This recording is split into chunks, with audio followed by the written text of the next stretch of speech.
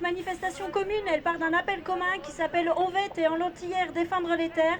Et on trouvait ça intéressant de mettre en lien ces deux espaces. C'est-à-dire parce que ces deux espaces qui, dans les deux cas, sont des espaces des anciennes ceintures maraîchères des villes, ces espaces maraîchers en ville, ils subissent une pression énorme en termes d'artificialisation des sols.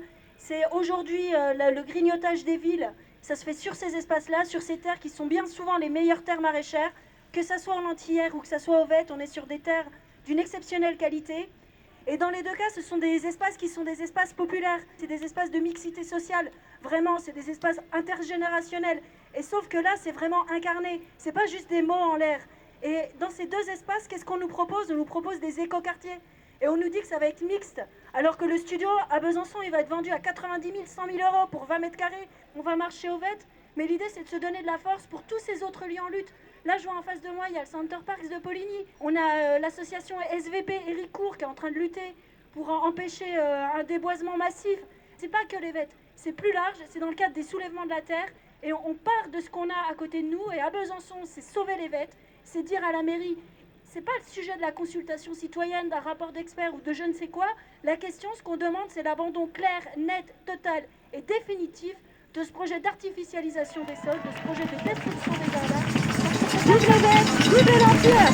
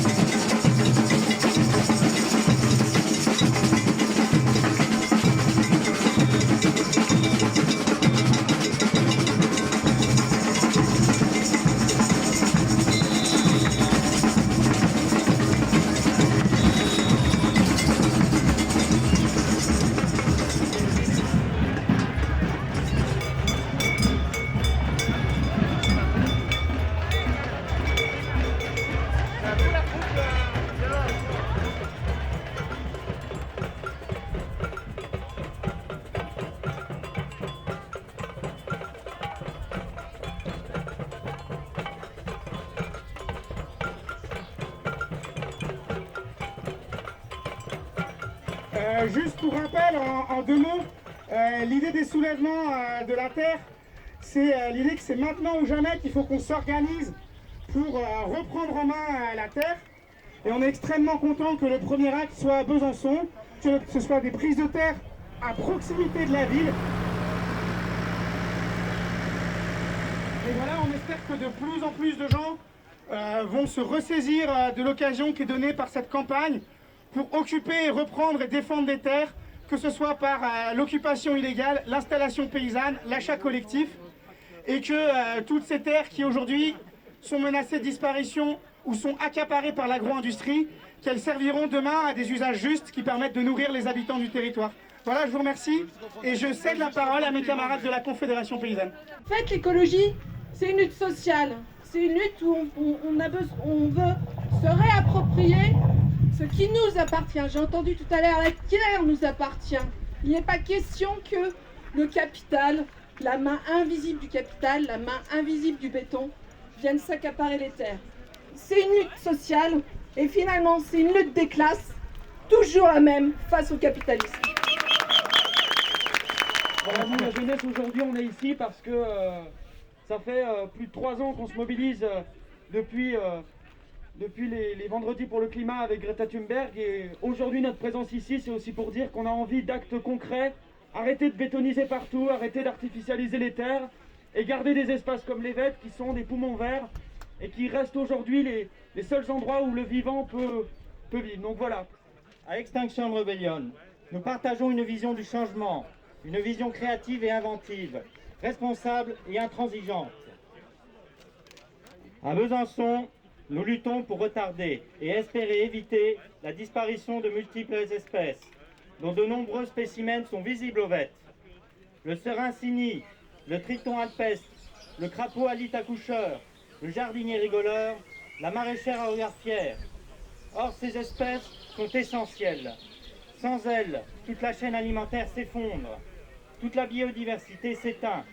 Que devenons-nous sans agriculture locale et nourricière, sans oiseaux chanteurs et sans tisseuses de toile, sans entraide populaire et jardinière? Quel monde laissons-nous si nous acceptons leur disparition?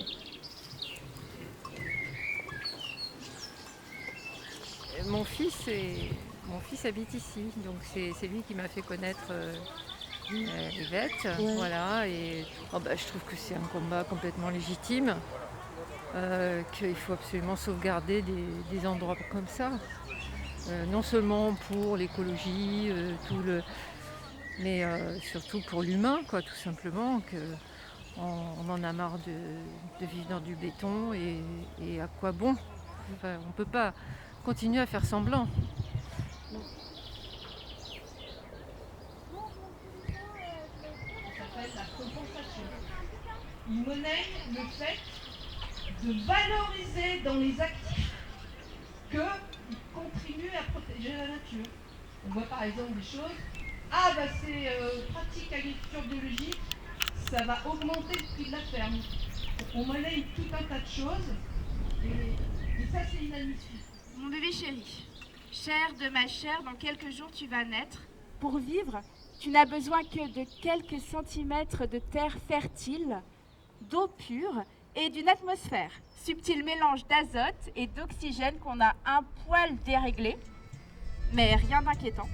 Tu vas voir, c'est assez instinctif de vivre, c'est très intuitif, comme un iPhone.